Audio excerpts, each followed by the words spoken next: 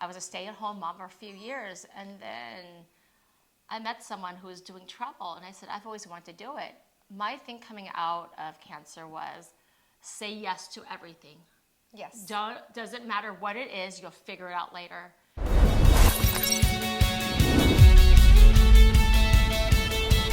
Hi guys, welcome to From Gen to Generations, a Better Life podcast. Thank you guys for tuning back in with us. I have a very lovely special guest today, Mrs. Lillian from Lillian Luxury Travels. Hi, I'm so excited. This has been months in the making, right? Oh, and yes. We're finally here. So excited to chat with you. Me too. So we've been trying to book this for months. That is correct, Mrs. Traveler over here, and we're going to hear all about that.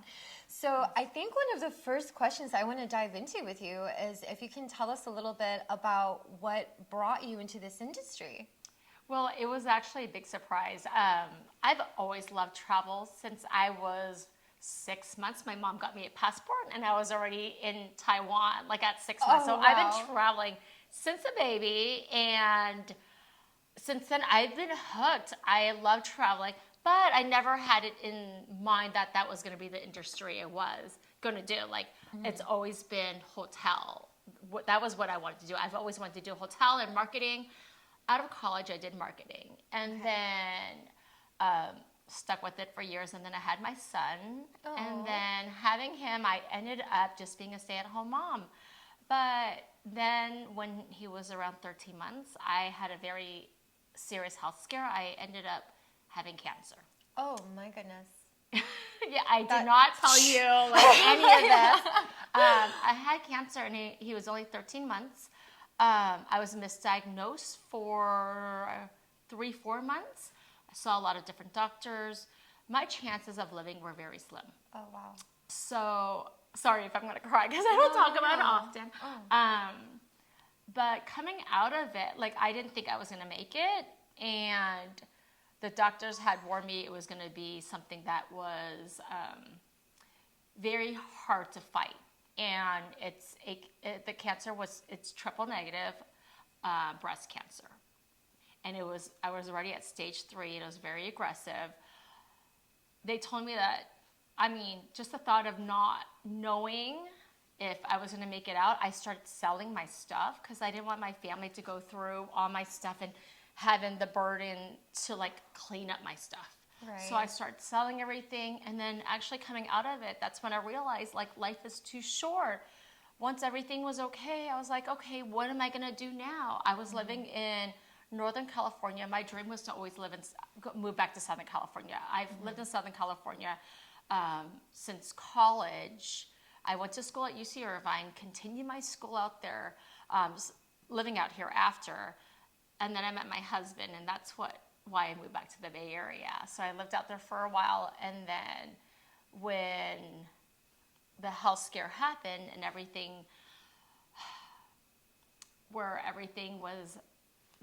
was good, I was like, it's time to move back. We'll make things happen. So moved back to Orange County. Then I took care of my son I was a stay-at-home mom for a few years. And then I met someone who was doing travel, and I said, I've always wanted to do it. My thing coming out of cancer was say yes to everything. Yes. Doesn't matter what it is, you'll figure it out later. And that's what I did with travel. I went in there. I had no idea what I was doing. And I said, hey, I want to help people travel. And I love traveling. And my goal is to help people with budgets, help people that say that they can't do it. And I went from like maybe traveling like once a year to now like every single month. Wow. Yeah. So every single month, like my favorite book is my passport book. So, oh my gosh. Yes, and I tell people, I love that. There's always people that go, YOLO, you only live once, right? You only live once. I tell people, think it over and think of it as you're living your only life ever. It's your only life ever. You don't get a repeat. If you want to go to the Maldives, like go to the Maldives. What are you waiting for? My life could have ended in my early 30s, and I would have been to none of the destinations I've ever dreamed about. Right now, I'm like yes to everything, and that's why like you'll see me like Maybe I'm at home and I'm gonna say, hey, I'm gonna be home for a month. And then a couple of days later, I'm like, I'm off to Africa. Like, that's exactly what happened. She's not kidding. That's exactly what happened, because we were supposed to meet up and Yeah. then we couldn't. And I'm like, hey, I'm off to Africa. I'll be back in Next 10 time, days. invite me. Yes, you'll have to come. We could have done the interview there. No. Yes. Oh my gosh, you would love it. So.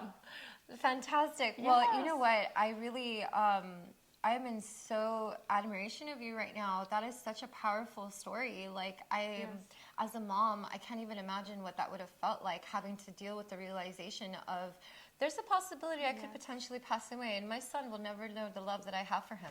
I won't get to see him grow up. That's like a mother's nightmare. It was scary, and honestly, my husband was, and he's a firefighter, and he was in the military, and he was like, go, go, go. He goes, no, you're not quitting. No, you're not dying. No, this is gonna happen. You're gonna, and he pushed me every single day. He made me walk a mile every day, even though that mile took me over an hour. I'm struggling walking. I can't breathe. I had trouble just going to the restroom, and he's like, no, you gotta go. Yeah, I love that. And he pushed me like every single day. And coming out of it now, like, if there's an opportunity to try something new, I'm there. I'm like, yes, and I'll figure it out later. Yes, and I'll figure it out later. Yes. That's what I've been telling you guys this whole time, this whole series. Like, I'm like, just jump in. The water is cold, but you'll warm up. Yes, and then who knows? I mean, it could be life-changing. I mean, I've had people go travel, and they come back and say, hey, I think I'm gonna move there. Like, really, like, I think I'm gonna, like, move. Yeah. And things happen, and people do move. Like, there's so much out there, and we in this world, and we're just in this little part of the world right now. But once you open up and see everything, see the different cultures, the food, just, I've learned so much, like, just traveling. Like, I don't want it to end. There's still so many more places to go.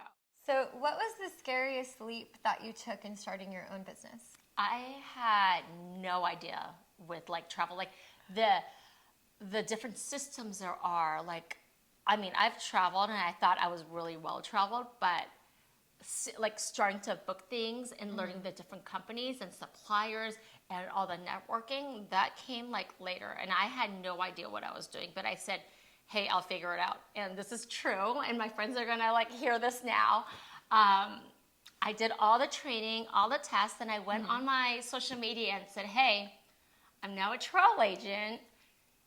Anyone needs travel, let me know. That one week, within a week, I had like 10 bookings. Ooh. And I did not know what to do. Like, in my mind, I'm like chatting with them, like, okay, I'll get you booked.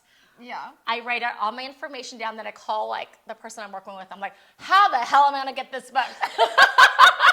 You're like, now what do I do? Yeah, now what do I do? But Yeah. I mean, it's not a easy process, because every company is very different. I love working with Royal Caribbean, Celebrity Cruises, Disney Cruises. They all have different booking systems, and they're all very different.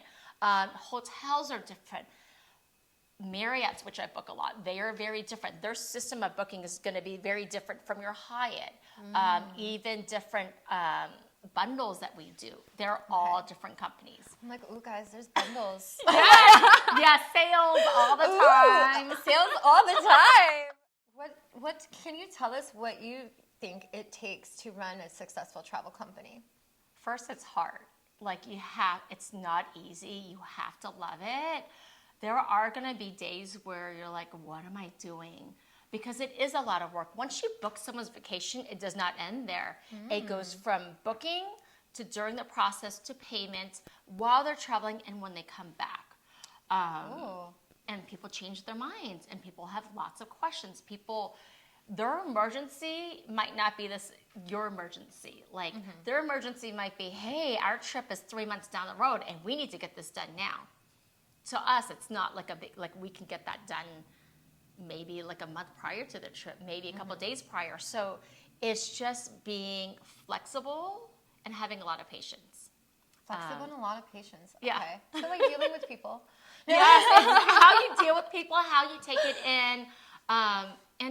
And to me, like, travel is not as easy as what people think, because, and I always try to make it the best vacation ever. I mean, It doesn't matter if you're spending $1,000 or $50,000 or $100,000. Someone has taken the time to actually take time off from work, from family, or with family, and they're making this vacation, their one vacation maybe out of the year maybe. So it has to go perfectly from beginning to the end, and they have to like it, and that's my goal. That's a lot of pressure. It is a lot of pressure, right? It is a lot of pressure, and there's some people that it's kind of harder because they're on a budget. Right. But for me, like, I don't mind helping. Some people don't work with people with budgets because it makes it hard. Like, they have higher expectations too. But for me, with my history, it's always going to be, hey, like, I'm going to help you regardless. But I'm going to give you the expectation as if it is budget, this is how it's going to go. Right. But if we spend a little bit more, we can maybe make it a little bit better. But it's up to them. Like, and if they have the expectations there, it's going to go by. It's going to be a lot better. Love that. Yeah. So is luxury about the price or the experience? Oh, definitely about the experience. It's how you make it. And where you go as well too. Like, luxury in the U.S. is probably going to be way higher than luxury in like Thailand or Vietnam or different countries. So you have to look at it like the price point. Right now, I mean, there's places in the U.S. like people would go and spend a lot more money than if they were to go into a different country and do something extravagant. I'm going to leave here booked with a travel package. Yes, by you the way. are. By the yes, way. you are. We'll find you a place. Yes, I'm going. Who's coming with me? And a lot of people don't realize it, but with like what I do on my end is I have my own network and my own connections. So if you were to say that you're going to book at a certain hotel, one of my favorites like to book is Hawaii. I know most of the hoteliers that are out there. Ooh. So the pricing you see online is not what you're always going to get. So I always work with upgrades or maybe special perks, or let's see if I can get you breakfast. Like, that's why a lot of people, they don't realize it, but booking with a travel advisor that has the right connections and know what they're doing will definitely benefit you and cost you less. I've been doing this wrong this whole time. Yes, don't do it online. No, I'm not doing it on my own anymore. And you're going to waste your time doing it. You wouldn't even know. Like, I know of properties, like when they're doing their upgrades, which rooms and which towers might be better. I can make a simple phone call and call someone and figure out which tower should we be in. Like, what can we include? Yes. And which rooms are going to be better. I can even call the hotel and say, hey, can we get a room with a better view? Like, that's something that you wouldn't be able to do on your own. What is one misconception that you think people have about travel agents? Oh, that we're going to be more expensive than if they were to book on your own. Okay. I get a lot of people almost on the daily where they're messaging me and say, well, I found this on this booking site. What they don't know is that I'm on the same booking site as well, and I might get a better deal with my promo codes. Ooh, promo codes. Yeah, promo codes. We don't have access to that, guys. No, you don't. And only travel agents will have that. Like, you would not have it. I mean, I've done ones where someone was going to Greece on their honeymoon, and they priced it on that same site I did, $1,000 cheaper for the week. That's a whole extra week of vacation. Yes. Oh my God. Yes. Wow. Yes, and I was able to call in and add perks to the room, like a little amenity, so they have a little welcome gift when they arrive too. Oh my God. I'm just enamored with you. This is my new best friend. So, can you tell me what, in your opinion, would be the best trip for like a solo, relaxed retreat, like refocus? Oh my gosh, it really depends on the person, and this is where I end up speaking with each individual on their own, because what you think might be the best for you might not be for someone else. Someone might want to do more along the lines of maybe a great hike. Someone might be with yoga meditation. Someone might want to be near the beach. So it really depends on that person. I'm that one. I'm the beach all the way. I'm beach all the way as well. Yeah. I'm like, the more beach, the better. The beach Me too. I love hiking, but beach is where I like to hiking ride, with right? beach. Oh yes, yes. You can definitely do that. I mean, I love myself an overwater bungalow. Oh. Have you ever done one? No. Those are amazing. So Bora Bora has them. Oh, wow. Fiji has them. I did it in Maldives. I'm doing it in Bora Bora next week with the St. Regis. Oh my gosh. So, same question, only let's switch it to romantic. Oh, romantic. Oh my goodness. It really depends on the budget, but I do love Maldives a lot. And it depends on your budget because to get there is not like it takes multiple flights to get there and back. Okay. So a lot of people that I've been booking for honeymoons have been Tahiti and Bora Bora. Okay. And Ooh. that's a nonstop flight from LAX, and so it makes it a lot easier. Just one flight. They have 2 airlines that would take you there, so you can do Okay. that. And it's gonna be my first time going. I've booked it a lot for like honeymooners, but Okay. it's gonna be my first time going like this weekend. Oh, how exciting! Okay, did you hear this right now? Like this weekend you're going to Bora Bora. Bora Bora, and then next week you're going to. I don't know yet. It's gonna be a surprise because I don't know where I'm going. But I just came back from Istanbul in Africa, so I just came back. What? Chick is Yesterday? living the life, you guys. Well, I'm gonna do your job. Let me sign up Yes. for that. Yes. For someone who's listening now, Yes. what advice would you give them for just jumping in and starting their own travel company? And starting your own company, don't think about it like what I did. Just do it, and you'll learn along the way. I think there was a saying. I'm trying to think who. Someone said it. A big CEO had said it, and he just says, "You just do it and think about it later." And that's exactly what I've done. When I first started, I knew nothing, like at all, and now here I am, like.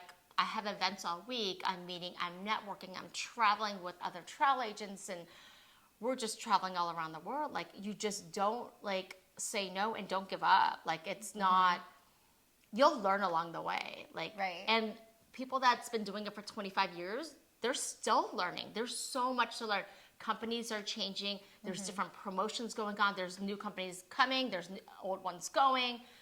You'll never learn everything. Right, and that's in all fields too. I Yes, think. right. It's Yeah. all fields. Yeah, everybody is, individual, and you take the Yes. time to get to know them and see what best suits them, which is absolutely amazing that you can tailor Oh my trips like gosh. that. Yes, like all the time. And there's like certain like hotels that are like that you might not have heard of that are like amazing. Like even in California, like there's trips that you can take like that people wouldn't think about. One of my favorite is Alisal Ranch. Have you heard of Alisal Ranch? No, what is that? Solving. It's in Solving. Oh, I it's love a Solving. it's a luxury dude ranch, and a lot of people don't know about it. And that's like one of my favorite places to go to in California. Oh Like my goodness. if I need a getaway, it's more luxury, and there's a lot of like celebrities that do go there, but it's very hush hush. But like there's places I would know like where to go, or like Okay. even in like Africa when I was out there, I was at the Anantara, the Royal Livingston, and I've never heard of it prior. And then now I stayed in a place where there's roaming like giraffes and zebras and monkeys, like all around. So I We can need some of those pictures. yes, I'll have to get it for you. I mean, I literally open the like curtains in the morning, and there's like a giraffe walking across. Oh my god, you're like a Disney princess. It Like- was. And it was amazing. But like you wouldn't know, like a lot of people wouldn't know where to go or places to go, and that's what I do.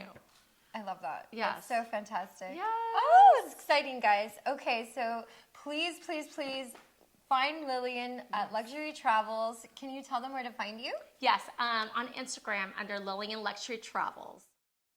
Okay, so thank you guys for tuning in to From Gen to Generations. I'm your host, Jennifer Valdez, and this has been Lillian with Luxury Travels. Please like, subscribe, keep watching. Thank you, guys. Bye. Bye. The last thing I'll talk to you about today in building this winning edge is, folks, if you want to win in business, you got to be a leader. Leadership is everything. You show me anything in these United States that win, I'll show you a leader at work. You show me a successful church, Boy Scout troop, club, football team, business, I'll show you something run by a leader. See, I thought at one time in my life you had to be smart to win. I used to have these smart people that dress so pretty and talk so pretty and use these big words. They just intimidated me. And I said, Art, you can't ever be that good. Why don't you just throw in the towel and go on back and coach football for a living? And I found two things out about smart people. I think it's almost impossible for a smart person to win in business in America today, because I find smart people spend their whole lifetime figuring things out. They always trying to figure out an easier way and a quicker way. And another thing I found out about smart people is they just don't get around to doing nothing. And see, somebody like Art Williams, everybody said, well, he can't do it. And somebody like that can't do it, but he does it. See, folks, I want you to know almost everybody in America almost does enough to win. They almost get there. They almost are over the hump. They almost have it going. They almost in everything they do, almost is a way of life to almost everybody in America. But the winners do it. What do? They do whatever it takes to get the job done. They do it and do it and do it and do it and do it until the job gets done. And then they talk about how great it is to be somebody they're proud of. We need leaders in America who can do it. If you want to become somebody, do it. If you want to go in business for yourself, do it. If you want to become financially independent, do it. I hear too much talk in these United States. Everybody can talk a good game. We need people in America who can do it. I go all over this country with A.L. Williams, and I have people say, Art, you can count on me. Wonderful. Just do it. Art, I guarantee you this is my last stop. I'm going to win now. Super duper. Just do it. Art, if I could just have one good month and get the ball going, I know I could make it big. Super. Just do it. Art, if I could just pay off this debt, I could really go. Great. Just do it. Art, if I could just sell my house. Do it. But houses ain't selling. Do it anyway. Art, I'm not making any money. What can I do? You just do it. Do what, Art? You do it and do it and do it. Art, I guarantee I'm going to win this contest. Super duper. Just do it. Art, I'm over the hump now. Watch my smoke. Great. Just do it. Art, I want to make it so bad I can taste it. What I do? You just do it. Art, I'm a vice president now. Can I quit doing it? No. Art, I don't know if I can keep on keeping on. I'm really hurting. What I do? You just do it. Do what, Art? You do it and do it and do it. Art, all my life I wanted to be somebody important. Well, what do it then? Art, I'm going to save money so I don't have to go through this again. Great. Just do it. Art, I don't feel like I've had enough training. What I do? You just do it. Art, my manager don't give me no help. What I do? You just do it. Oh, you don't understand. I was Mr. Everything at my former company. You don't mean I have to start off down at the bottom and do it, do you? Yep, you really got to do it. Art, what's the primary difference between winners and losers? The winners do it. They do it and do it and do it and do it until the job gets done. And then they talk about how great it is to finally have achieved something unique, and how glad they are that they didn't quit like everybody else, and how wonderful it is to finally be somebody they're proud of and make a difference with their life. Thank you.